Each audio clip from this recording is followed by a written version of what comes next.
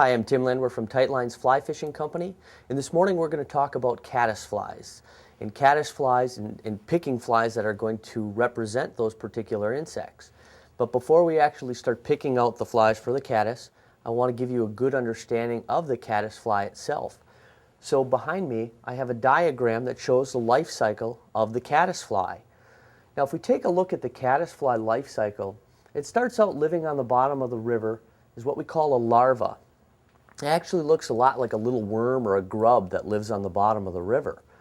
Now, what happens to that caddisfly is it'll live on the bottom of the river for essentially a year, and when water temperatures, time of day are correct, it will actually hatch and it will pupate.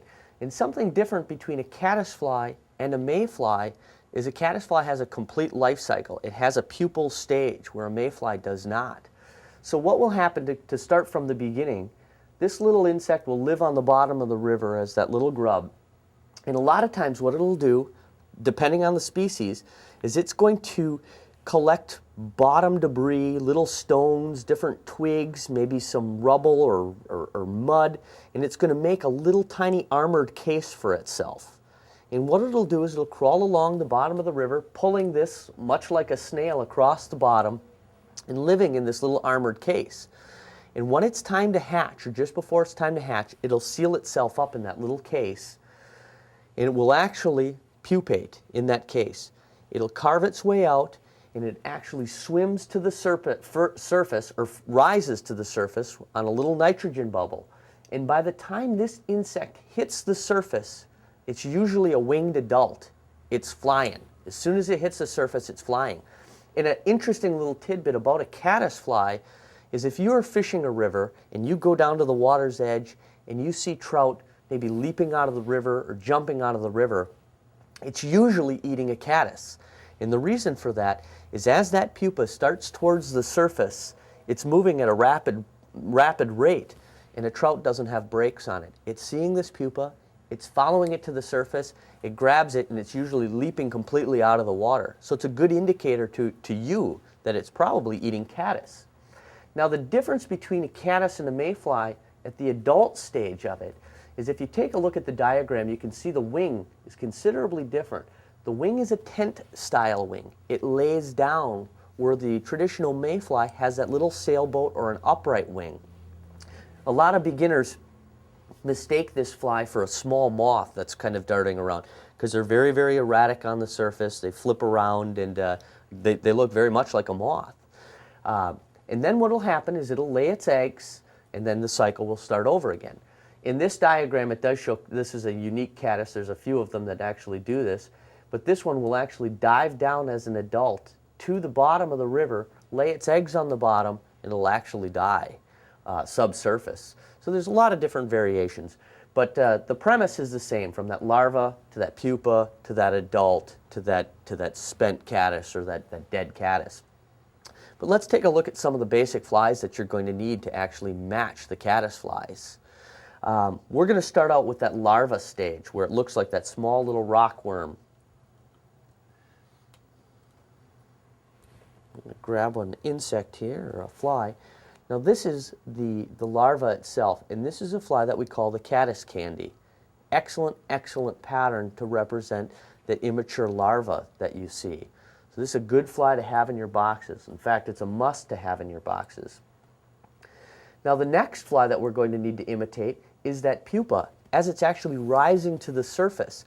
So we're going to try to pick a fly that might have a little bit of sparkle in it or a little bit of flash because we want to represent maybe that little nitrogen bubble that it's carrying to the surface.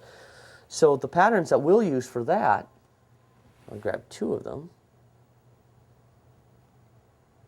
Some of these are stuck together. Is a fly called a sparkle pupa, and we create this where it'll actually hold some little air bubbles on the inside, so as it's going up to the surface, it looks very, very much like the natural. Another pattern that we use for that is another one called a pulsating caddis, beadhead pulsating caddis. And how we tie that is we put some little beads in there, and again, it gives that little shimmer as it's going up to the surface. So those are two that you should have as caddis pupa. Now we'll take a peek at some of the adult flies that we're going to need. Let me grab a couple here. This fly, from a beginner standpoint, is one of my favorite dry flies to tell people to use, to actually fish with. It's a fly called an Elk Hair Caddis. And again, to show you the difference between that Mayfly and a caddis, you can see the wing is more laying down. So that's going to be very, very important. It has that lay down style of wing. But the neat thing about an Elk Hair Caddis is you really can't fish this fly wrong. The caddis dances on the surface and flitters and flutters around, and the trout will come up and grab it. Where a Mayfly comes down very, very naturally with no drag. If this fly is pulled a little bit, chances are a fish is still going to eat it. So the Elk Hair Caddis is a very, very important fly to have in your box. Now if we take a look at a fly box with all of your caddis flies in it, I have one prepared here. This is what it should look like as a beginner. You should have larger quantities of these, but to kind of show you, I have here the caddis larva, or the caddis candy. I have, for the pupa variations, I have the LaFontaine sparkle pupa, and then I also have that beaded pulsating caddis pupa. And then here, these are our adult caddis flies. These are the floating variation. These are all sinking, these are floating. We have the Elk Hair Caddis. You can see I have them in different sizes. Have them in tan. I also have them in olive, and I have them in black, because those are the three most common colors of the caddis that we see in our waters.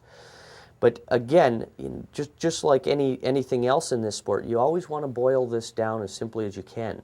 And again, its size, silhouette, and its color. You want to match those in that order. The size of the fly needs to be what you're seeing on the river. Then the silhouette, how is that fish actually seeing? By silhouette, it could be a caddis fly, a trout. If it were looking up at this fly like this, at a caddis, it's going to see that nice little wing laying down. Where a Mayfly, those rings are standing upright. So that's silhouette. The silhouette is definitely of a caddis right here. So you want to keep those items in mind when you're fishing. But that's the basics of our caddis flies. This is a good basic selection to have, and it can be quite simple. It can be quite simple, and keep it simple. And we'll see you on the river.